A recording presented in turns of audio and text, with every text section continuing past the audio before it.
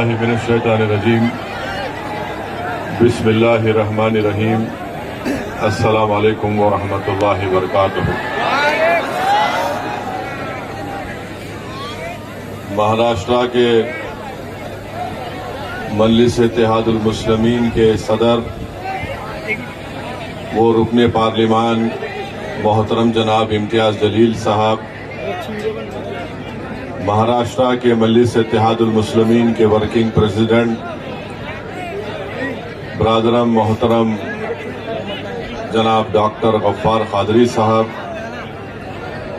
दानिश शेख साहब जिला सदर बुल्डाना, एडवोकेट इमरान रशीद खान साहब शहर सदर, जनाब जफर बिल्डर साहब शहर सेक्रेटरी, मुतल्ला ताल्लुक से, मलकापुर ताल्लुक से, नंदुरा ताल्लुक से, जलगांव जमूद ताल्लुक से, खमगांव शेगांव और संग्रामपुरम ताल्लुका से मजलिस इत्तेहादुल मुस्लिमीन के आए हुए तमाम जिम्मेदारान, शय नशीन पर तशरीफ फरमा मुअज़्ज़िज़ हाज़रीन इकराम, मेरे गयूर नौजवान साथियों, मैं आप तमाम का बेहद शुक्रिया अदा करता हूं कि आपने अपना कीमती वक्त निकालकर आज के इस जलसे में शिरकत की। मेरे अजीज दोस्तों और बुजुर्गों, अभी यहाँ पर बुल्डाना के मसाइल का जिक्र किया गया और कैसा इस बात को बताया गया कि आप तमाम लोगों के मुत्तहिदा वोट के इस्तेमाल पर यहाँ से कांग्रेस के एमएलए की कामयाबी मुमकिन हो सकी। मगर अफसोस इस बात का है कि उनके एमएलए साहब की कामयाबी के बाद भी बुल्डाना के सरकारी दवाखाने की हालत बहुत खराब है। एमआरआई की मशीन नहीं है, डायलिसिस की मशीन नहीं है, तो लोगों को, पेशेंट्स को अकोला ले जाना पड़ता है डायलिसिस की मशीन के लिए। और साथ ही साथ ये अफसोस की बड़ी बात है कि महापौर ने यहाँ पर कितने 35 या 38 पुतले बना रहे हैं, मगर उनको तौफीक नहीं हुई कि एक स्कूल और दवाखाने को बना सके। यहाँ पर आप देखते हैं कि हमारे दलित भाइयों की बस्ती में निधि का इस्तेमाल नहीं होता और ऐसे बहुत से मसाइल हैं। मैं यहाँ के एमएलए साहब को बताना चाहूँगा कि हमारे हैदराबाद में कारवान के रुकने असम्बली ने अपने एक विधानसभा में उनकी नुमाइंदगी पर एक आईसीयू का यूनिट उन्होंने दवाखाने में बनाया। गोलकुंडा के फ्री में डायलिसिस का सेंटर क़यामत में लाया गया, ऑक्सीजन प्लांट बनाया गया, फ्री में मेडिकल टेस्ट होते हैं और अस्पताल में 100 बेड के ऑक्सीजन का पाइप ऑक्सीजन का इंतजाम किया। 8 बस्ती दवाखाना कारवान असेंबली हल्के में काम कर रहे हैं। नामपल्ली असेंबली हल्का जहां से मजलिस का एमएलए है, वहां पर एरिया अस्पताल में डायलिसिस का सेंटर भी है। अब मैं ये पूछना चाहता हूं कि जो लोग जनता से वोट तो ले लेते हैं और विकास का काम नहीं करते, आखिर आप कहां पर चले जाते हैं? मेरे अजीज दोस्तों और बुजुर्गों, इसीलिए हम आपसे अपील कर रहे हैं कि आप मजलिस के हक में अपने वोट का इस्तेमाल करें। मेरी आप तमाम से गुजारिश है कि जो नौजवान यहाँ पर, इनको आके बैठने दो ना, यहाँ पे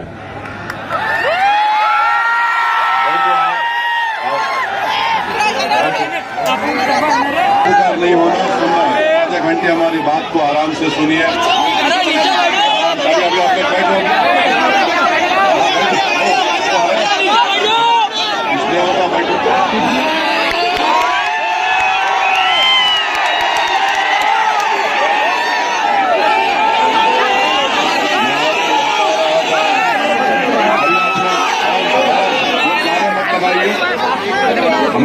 को सुनिए।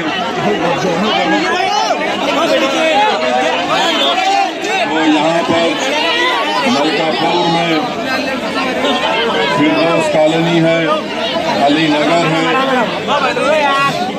यहाँ पर कोई तरक्याती काम अंजाम नहीं दिए गए, सफाई का, पीने के पानी का इंतजाम नहीं है, आशमी नगर है, फातिमा नगर है, बुरे हाल में है। तो इसीलिए मैं आपसे अपील कर रहा हूँ,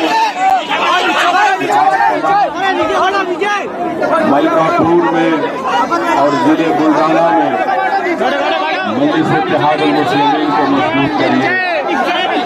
और डॉक्टर गफ्फार कादरी साहब ने मुझे बताया कि शहर नासिक में 23 दिन से किसान लोग हड़ताल पर बैठे हैं। मजलिस इत्तेहादुल मुस्लिमीन जो नासिक के किसान हड़ताल पर बैठे हैं उनकी तायीद करती है। उनका ये मुतालबा और डिमांड है सरकारी बैंक जो जबरन वसूली किया जाए और शिंदे और फडणवीस की सरकार से हम ये डिमांड करते हैं कि किसानों के कर्जे को माफ कर दिया जाए। ये मजलिस इत्तेहादुल मुस्लिमीन उस नासिक के किसानों के साथ खड़ी है और महाराष्ट्र की सरकार से इस बात का मुतालबा करती है कि वो फौरन किसानों के कर्जों को माफ किया जाए।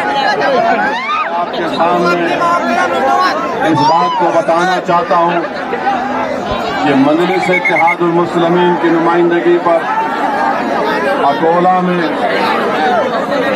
पुराबली मस्जिद को जब नुकसान पहुंचाया गया, उसी रात जुगनूबी नामी एक मोहतरमा को वो मकान में जिंदा जला दिया गया।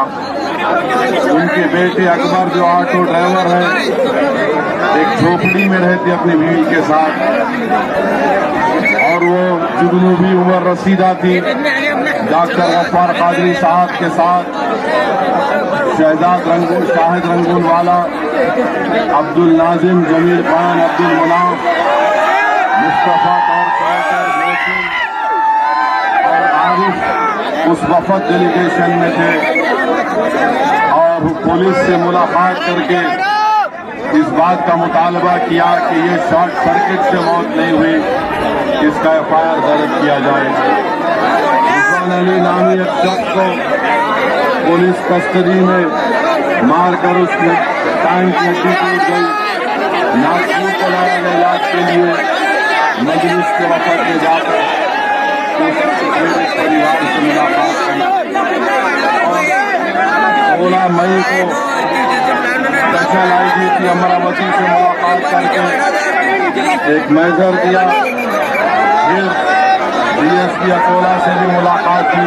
होम सेक्रेटरी के नाम पर एक टेलीग्राम में लेटर भिजाया गया और जो लोग गिरफ्तार हुए उनकी जमानत का भी काम।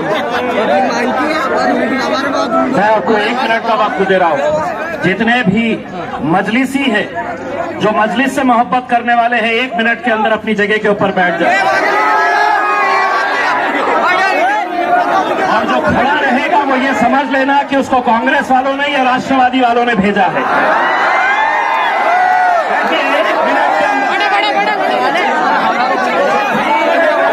उसके ऊपर है, बैठ जाइए,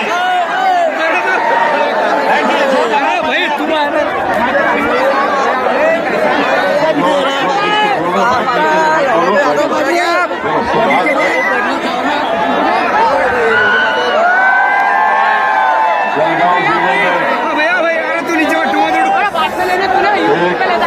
पुलिस कस्टडी में 9 जून की रात को सलीम टोपी के 2 बेटों को गिरफ्तार किया गया।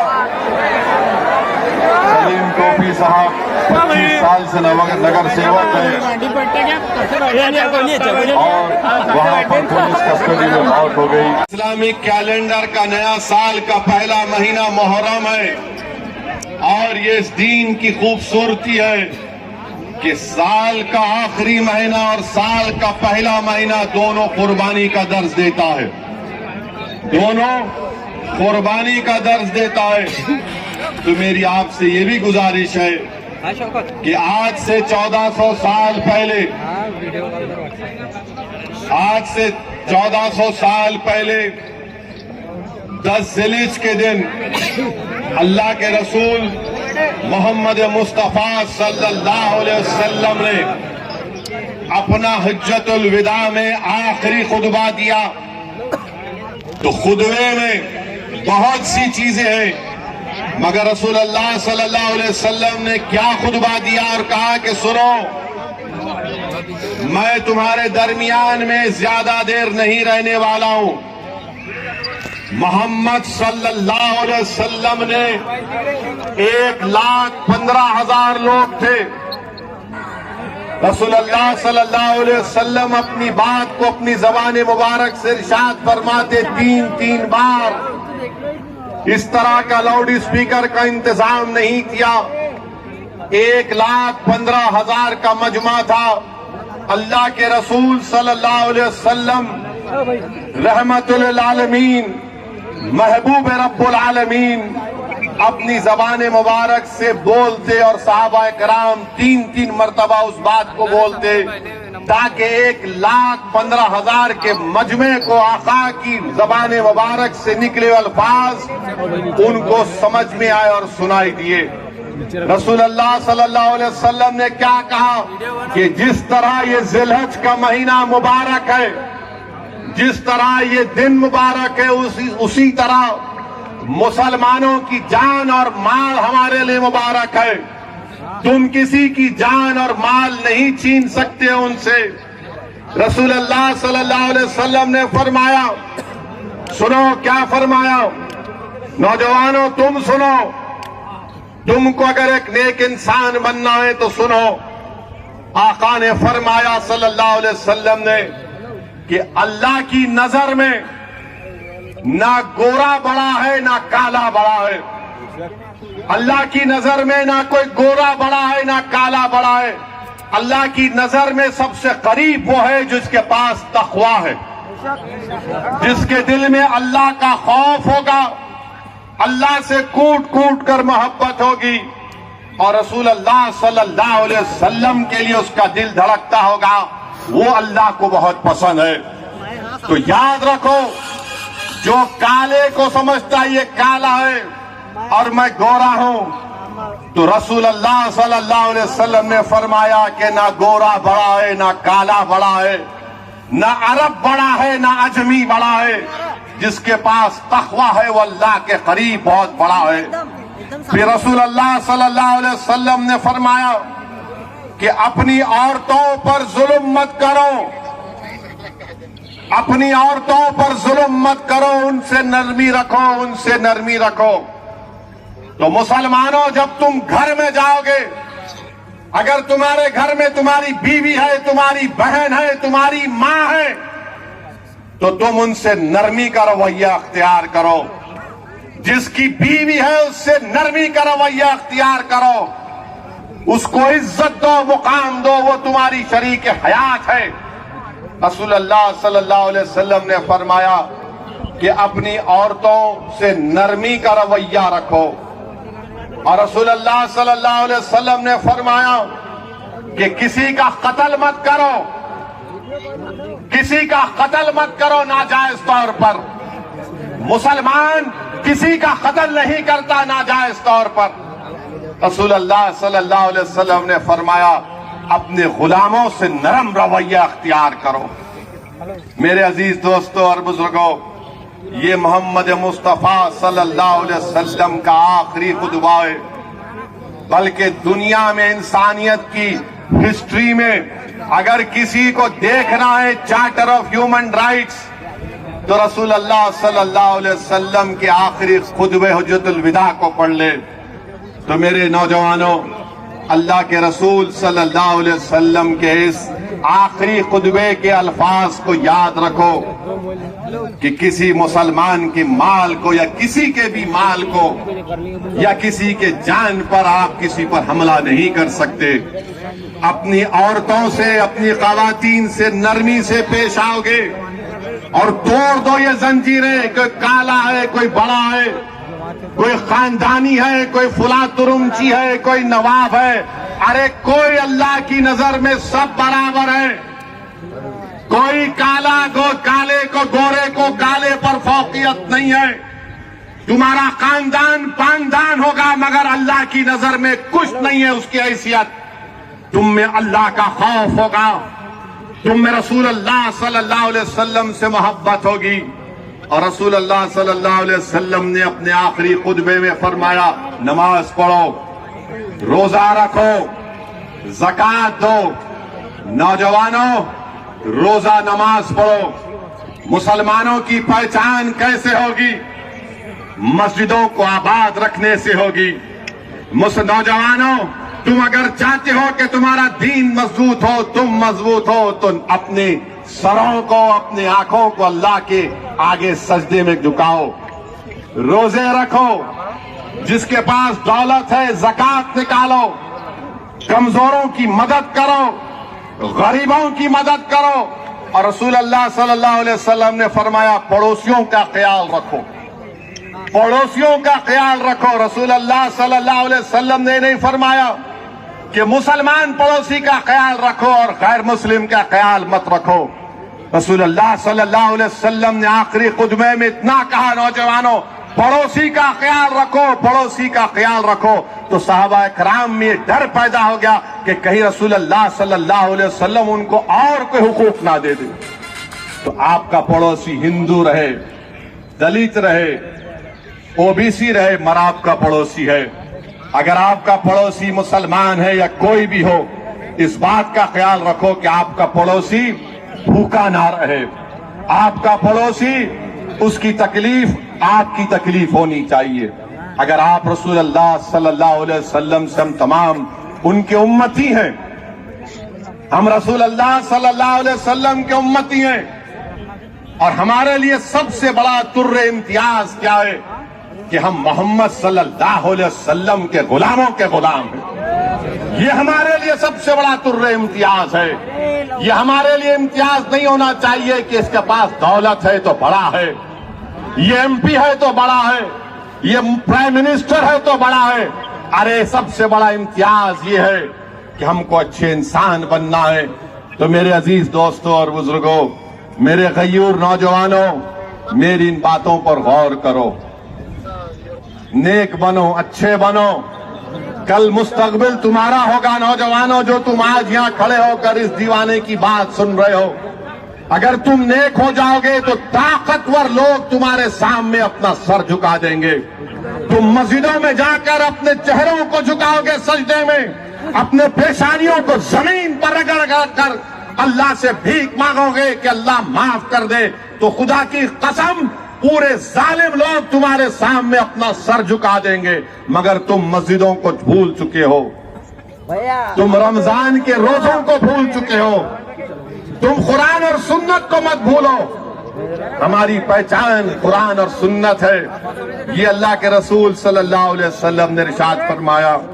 मेरे अजीज दोस्तों और बुजुर्गों, अभी इम्तियाज जलील साहब ने ये बात कही है कि 2024 में नरेंद्र मोदी को दोबारा वजीर आजम, प्रधानमंत्री बनने से रोकना है। हम भी यही चाहते हैं, हम भी यही चाहते हैं कि इंशाअल्लाह नरेंद्र मोदी तीसरी मर्तबा देश के प्रधानमंत्री ना बने। कोई बिहार पटना में मीटिंग हुई, लोगों को बिठाया गया, बातचीत हुई। मैं इम्तियाज जलील साहब की बात से मुत्तफिक हूं, मगर ये लोग जो सिर्फ अपने आप को बड़ा समझते हैं और इनको बड़ी गलत फहमी है कि वही हरा सकते नरेंद्र मोदी को। मेरे प्यारे,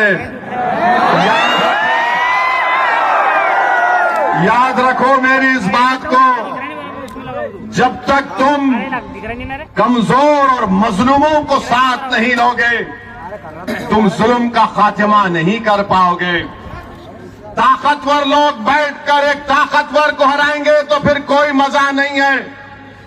अरे तुमको उसको साथ लेना पड़ेगा जिसके बेटे को मार मार कर, उसका वीडियो बनाकर उसका कत्ल कर दिया गया। तुमको उस मां को साथ देना पड़ेगा जिसके बेटे को जिंदा जला दिया गया। तुमको उस परिवार को साथ देना पड़ेगा जिसका बेटा, जिसका भाई 4-4 साल से जेल में सड़ रहा है। तुमको उसको अपने साथ लेना पड़ेगा जिसको मजहब के नाम पर दबाया और कुचला जाता है। अरे ताकतवर लोग बैठकर कुछ भी कर ले, जब तक तुम मजलूम को साथ नहीं लोगे, जिसका पेट खाली है, जिसके सर पर निशानात हैं जालिम के जुल्म के, जिसकी कहानियां हैं जुल्म की उनके घरों में, अगर तुम उनको साथ नहीं लोगे तो सिर्फ तुम्हारी बात रह जाएगी, अल्फाज खाली रहेंगे।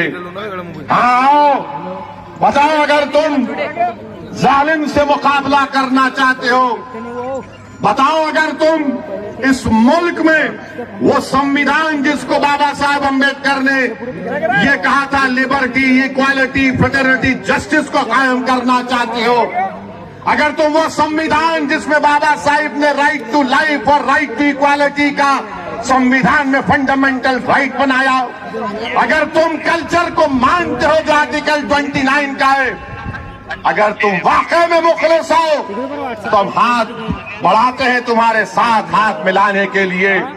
मगर अगर तुम ये समझ रहे हो कि तुम्हारे बैठने से, तुम्हारे मिलने से, तुम्हारे बोलने से सब चीज हो जाएगी, तो नहीं होगा।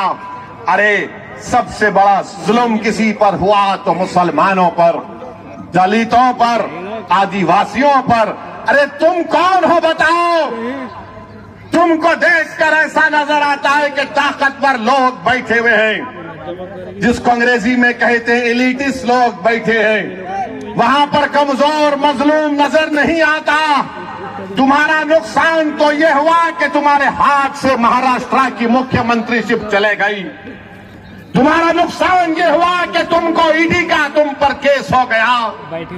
तुम्हारा नुकसान तो यह है कि तुम्हारे लोग परेशान हैं। अरे कभी तुमने ये भी तो सोचा कि मेरी शनाख्त आज खतरे में आ गई, मेरी पहचान खतरे में आ गई, मेरे नौजवानों का मुस्तकबिल खतरे में आ गया, मेरा हिजाब उसको खतरा बना दिया गया, मेरा हलाल गोश्त मुल्क के लिए खतरा बना दिया गया, मेरी मस्जिद से अज़ान को खतरा बना दिया गया। अरे तुम्हारा क्या नुकसान हुआ? मगर अल्हम्दुलिल्लाह हम ठहरे हुए हैं। एक शीशा पिया इन सबको देख रहे हैं, इन सबको देख रहे हैं, और हमारी जबान से क्या निकलता? हस्बुनल्लाह व निअमल वकील, हस्बुनल्लाह व निअमल वकील। तो अगर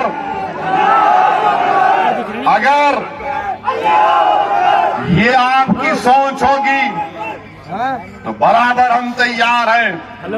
मगर अगर आप ये समझेंगे कि 16 चौधरियां बैठकर एक बड़े चौधरी से मुकाबला करेंगे तो नहीं होगा।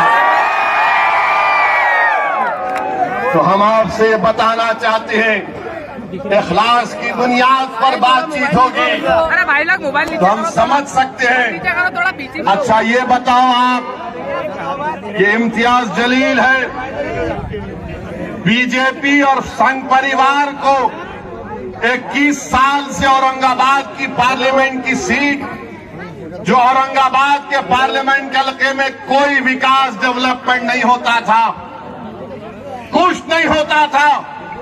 औरंगाबाद की आवाम को मैं लाखों सलाम करता हूं, चाहे हमारे हिंदू भाई हो, मुसलमान भाई हो, दलित भाई हो, हमारी खवातीन को, गयूर नौजवानों को, सिख भाइयों को, हमारे तमाम लोगों को। उन्होंने कहा कि नहीं, अब बहुत हो गया, अब औरंगाबाद को इम्तियाज की जरूरत है। और इम्तियाज आपने क्या हराया? हम हराए। तुम क्या हराए? तो मेरे अजीज दोस्तों और बुजुर्गों, तीसरी बात यह है तीसरी बात सुनिए, अभी तीसरी बात ये है, नहीं नो, हाँ रहेंगे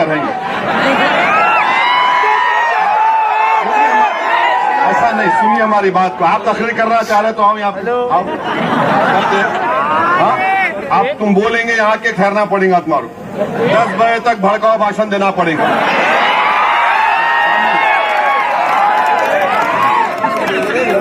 अब तीसरी बात यह है, महाराष्ट्र में उद्धव ठाकरे की हुकूमत थी, उद्धव ठाकरे मुख्यमंत्री थे, शिवसेना सेकुलर है। आप सेकुलर मानते शिवसेना को? कितने सेकुलर ने मान के हाथ उठाओ। उधर पीछे ने उठा रहे, डर रहे क्या?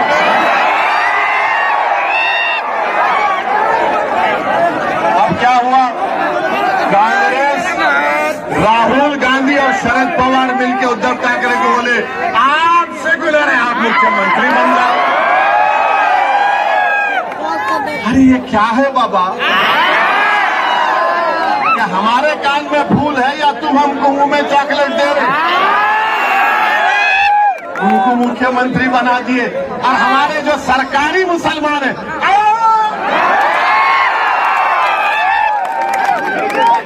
ये सरकारी, अरे नहीं भाई, उन्हें नहीं तो इन्हें। ये कौन सी बात हुई? मैं मरद कोई, मेरा भाई मरद कोई, तो कैसा?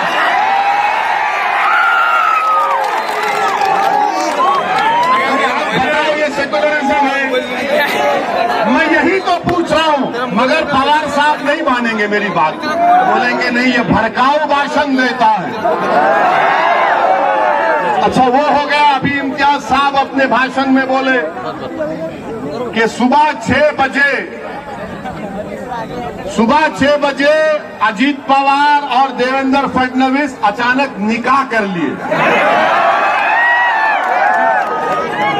अच्छा निकाह करे शरद पवार साहिब को नहीं मालूम, भतीजा निकाह कर लिया,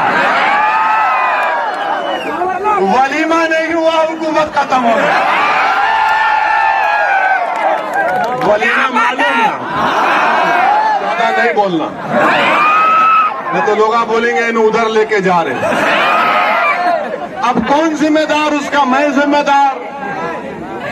अब आप बताइए कि ये मामलात है।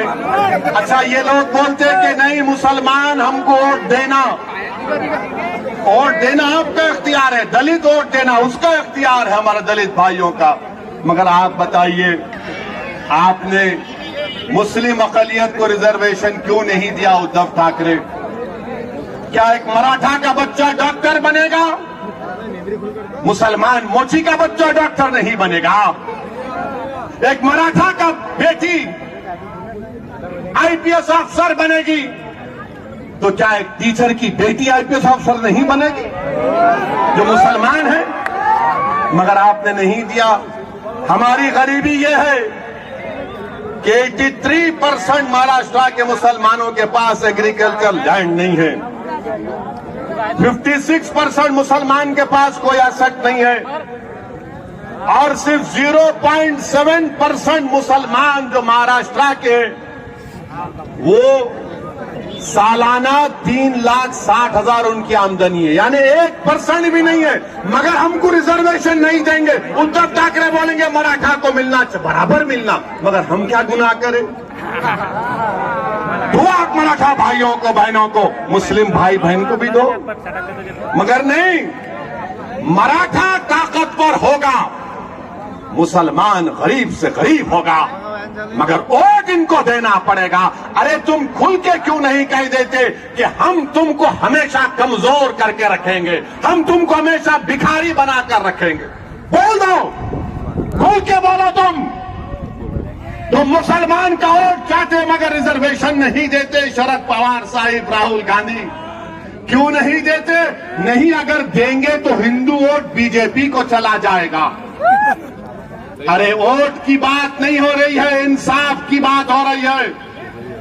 इंसाफ जब करोगे तो मजहब को छोड़ना पड़ेगा, इंसाफ मजलूम से होना चाहिए। कमजोर से पहले होना चाहिए, मगर उसके बाद नहीं करते। आपको मालूम पिछले साल 2021-22 में पूरे मुल्क में 1,80,000 मुस्लिम बच्चे हायर एजुकेशन से निकल गए। उसका 10% महाराष्ट्र का ताल्लुक है। इस पे कोई बात नहीं करेगा। मेरे अजीज दोस्तों और बुजुर्गों, अब महाराष्ट्र में यहां पर 2-in-1 की सरकार है। 2-in-1 है, शिंदे फडणवीस। पहले 3-in-1 था। पहले शरद पवार, राहुल गांधी और उद्धव ठाकरे। 3-in-1, अब 2-in-1। अब ये 2-in-1 की सरकार ने अपने दौरे इख्तिदार में 50 हेट रैलीज करवाए। 50 हेट रैलीज करवाए। लव जिहाद हो रहा, लव जिहाद हो रहा। फडणवीस साहब, मैं चैलेंज कर रहा हूं आपको। नाथुराम गोडसे क्या आप बोलेंगे, वो आप ये रिकॉर्ड पेश कर दो। अगर दोबारा बोलेंगे तो यहां आना पड़ेगा। आप रिकॉर्ड पेश कर दो कि कितने लव जिहाद हुए हैं। और फडणवीस साहब, मैं तुमको चैलेंज कर रहा हूं, तुमको, शिंदे को, आरएसएस के भगवत को, तुम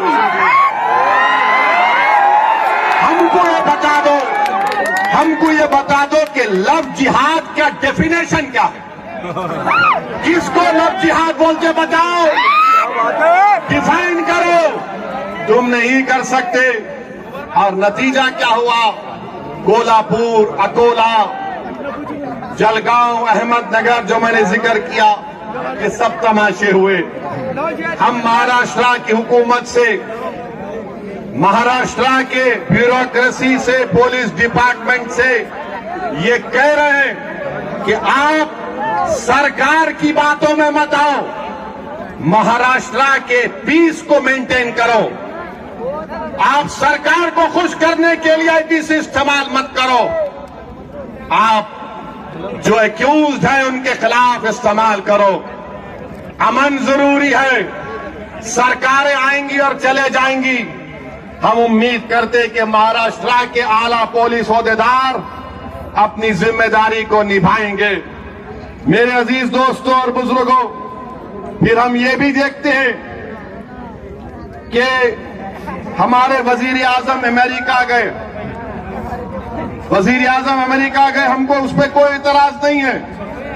हम भी चाहते हैं कि भारत, इंडिया और यूएसए के ताल्लुकात और अच्छे हों।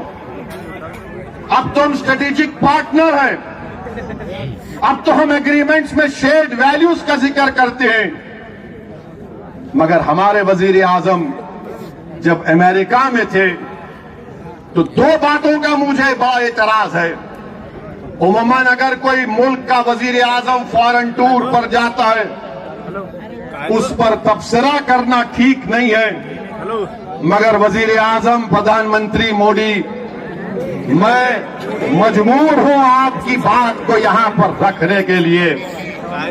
एक ये कि नरेंद्र मोदी ने पहली प्रेस कॉन्फ्रेंस 9 साल में मीडिया के सामने आकर की। 9 साल में कोई मीडिया उनसे सवाल नहीं कर सकता था। कोई मीडिया के लोग नहीं। हाँ, वो एक सेलेक्टेड मीडिया का ग्रुप है। जैसा एक इंटरव्यू लेने वाले पूछा, मोदी जी आपको आम पसंद है? काटने के पसंद है या चूसने के पसंद है? अबे क्या तो अभी भी इतना बुढ़ा हो के दूध निप्पल से पीता? फिर एक रिपोर्टर पूछे, आप अपने जेब में बटवा रखते? कहीं को तेरे को धिंगाना होना समझ नहीं। मगर वहां की एक रिपोर्टर ने, वॉल स्ट्रीट जर्नल के एक रिपोर्टर ने भारत के वजीर आजम से जो सवाल किया, देश के प्रधानमंत्री, मुझे बड़ी तकलीफ हुई, बड़ी पीड़ा हुई कि इस तरह से आपसे सवाल किया गया कि आप 9 साल से भारत के वजीर आजम प्रधानमंत्री हैं, 300 MP आपके पास हैं, और आपसे सवाल करने वाला ये सवाल करता है कि क्या आप भारत के मुसलमानों के लिए उनकी तकलीफ को दूर करने के लिए आप क्या काम करेंगे और फ्रीडम ऑफ एक्सप्रेशन के लिए आप क्या करेंगे। देश के प्रधानमंत्री, मैं खुश होता अगर आपसे सवाल होता कि आप उस देश से आते हैं जहां पर 50% आबादी भारत की 28 साल के नौजवानों पर मुश्तमिल है। मैं खुश होता इस बात से कि अगर रिपोर्टर आपसे सवाल करती कि बताइए मेक इन इंडिया में आपने क्या क्या बनाया। मैं खुश होता अगर रिपोर्टर आपसे पूछती कि क्या आपने 5 ट्रिलियन इकोनॉमी के उस टारगेट को हासिल कर लिया। मैं खुश होता अगर उस फॉरेन रिपोर्टर आपसे बोलती कि भारत में इन्फ्लेशन कम करने के लिए आपने क्या किया। मैं खुश होता अगर रिपोर्टर आपसे पूछती कि पूरी दुनिया में सबसे ज्यादा बेरोजगार अगर नौजवान है तो भारत में उसकी बेरोजगारी के लिए आप क्या किए।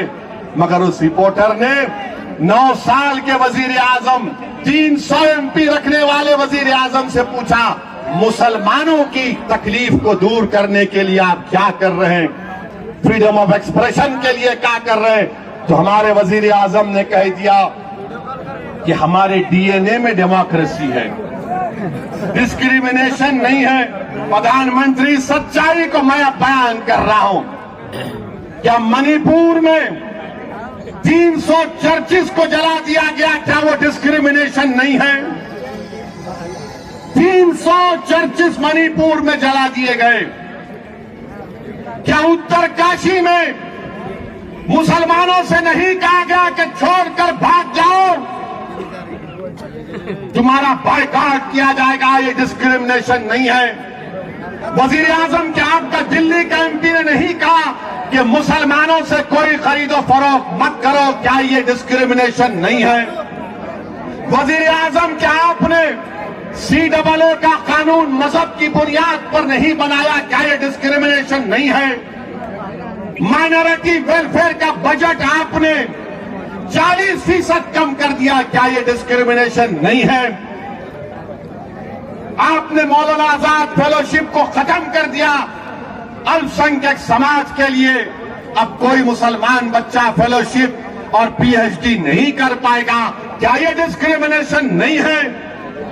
प्रधानमंत्री, डिस्क्रिमिनेशन यही भी है कि आपके 306 MP में एक मुसलमान MP नहीं। डिस्क्रिमिनेशन यह भी है कि आपके पास एक मुस्लिम मिनिस्टर नहीं। बताओ प्रधानमंत्री, फिर आपने क्यों कहा ये।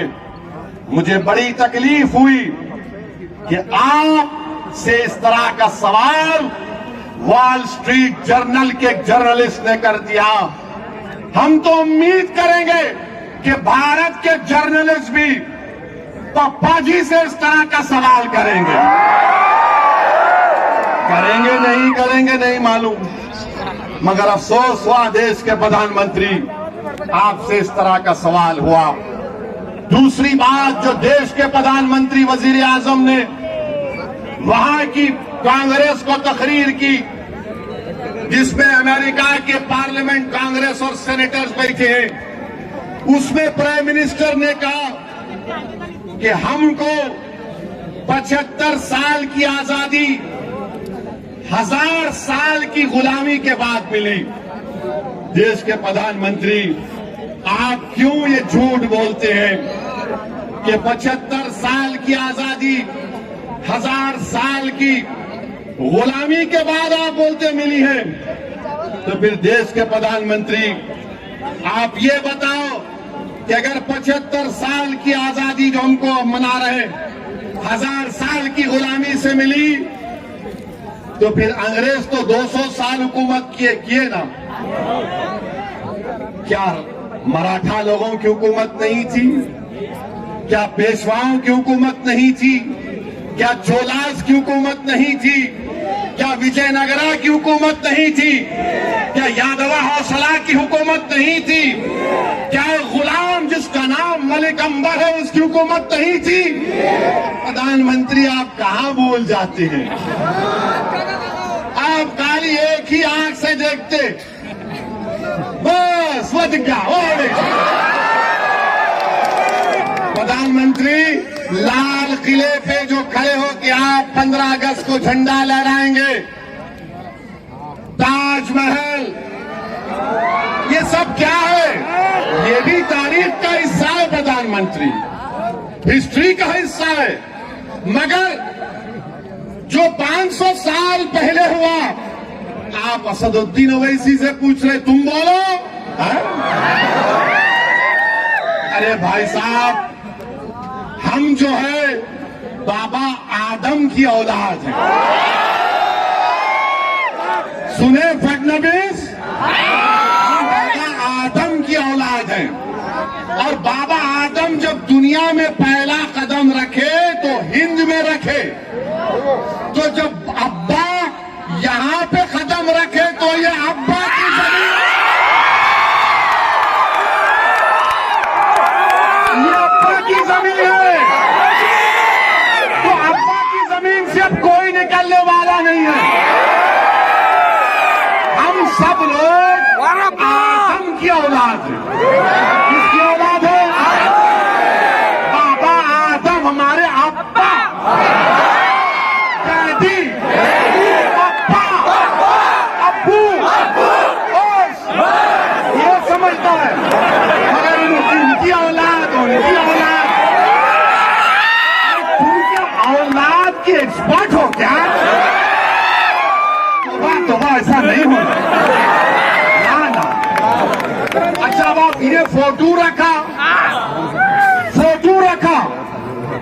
तो भारत का जब कॉन्स्टिट्यूशन बना, भारत का जब आईन बाबा साहेब अम्बेडकर बना दिए, उसकी पहली किताब में बाबा साहेब अम्बेडकर ने पहली किताब बनाई। जितने कॉन्स्टिट्यूएंट असेंबली के लोग थे उन सब ने उस पर दस्तखत की। उस सब पर, सुनो भाई, उस सब पर उन्होंने साइन की। बड़े बड़े लोग जिन्होंने इस मुल्क को आइन दिया, जो कॉन्स्टिट्यूएंट असेंबली में जो लोग बैठे थे, उनका दिमाग, उनकी सोच, उनकी फिक्र, उनकी कुर्बानी नरेंद्र मोदी से बड़ी थी, हर एक से ओवैसी से बड़ी थी। उस पहली किताब में सबके फोटोज है, उसमें टीपू की भी फोटो है। आप निकाल दो उस फोटो को, आप निकालो ना उस फोटो को, दम है तो निकालो। उस पहली किताब जिसको हमारे कॉन्स्टिट्यूएंट असेंबली के 4 फादर्स ने साइन किया, फोटो निकालो। अकबर की फोटो, रानी की फोटो, गुरु नानक की फोटो, राम सीता लक्ष्मण की फोटो, गौतम बुद्ध की फोटो, महावीर की फोटो। अरे यही तो भारत है। मगर इनको 1000 साल में इनको विजयनगरा याद नहीं आता, चोलास याद नहीं आते। प्रधानमंत्री, और एक बात आपसे हम पूछना चाह रहे हैं। ये बराक ओबामा जानते? बराक ओबामा को अमेरिका के प्रेसिडेंट थे, उन्होंने दिल्ली को आए थे। हमारे प्राइम मिनिस्टर उनको अपनी हाथ से बड़ा नजाकत से चाय डाल के पिलाई। उन्होंने अपने इंटरव्यू में बोल दिए कि भारत में मुसलमानों पर जुल्म हो रहा। और नरेंद्र मोदी क्या बोले थे उनके बारे में कि बराक, ऐसा ही कहा था, वीडियो देखो, मैं और बराक कैसी गुफ्तगू कर, तू तड़क की बात कर। प्रधानमंत्री जब तू तड़क की बात कर रहे तो ये बराक ओबामा इस तरह की बात क्यों कर दिए? बहरहाल मेरे अजीज दोस्तों और बुजुर्गों, हमारे देश में ये जो फिरका परस्ती का जहर बढ़ रहा है, इसको रोकने की जरूरत है। मेरी आपसे गुजारिश है कि पुरअमन रहिए, मगर बुज़दिल मत रहिए। अमन को मजबूत करिए, मगर खौफ को करीब आने मत दो। अमन को मजबूत करो, मगर हालात से समझौता मत करो। अमन को मजबूत करो, मगर अपनी जमहूरी लड़ाई को जारी रखो। तुम्हारे करीब न डर आना चाहिए, तुम्हारे करीब ना यह गैर यकीनी कैफियत आना चाहिए। हिम्मतों को बुलंद रखो, ये भारत हमारा है। हम यहाँ पर बाबा आदम के जमाने से रह रहे हैं, बाबा आदम के जमाने से रह रहे हैं और सुबह कयामत तक रहेंगे इंशाअल्लाह। सुबह कयामत तक रहेंगे, डरेंगे नहीं, संविधान के मुताबिक अपने दीन पर चलेंगे, अपने मस्जिदों को आबाद रखेंगे, यूनिफॉर्म सिविल कोड को कबूल नहीं करेंगे। हम अपने मजहब पर कल्चर की हिफाजत आर्टिकल 29 हमको देता है, हम उस पर चलते हैं। अभी खाली 10% बोला हूं, जब इलेक्शन होगा और 20% बोलूंगा।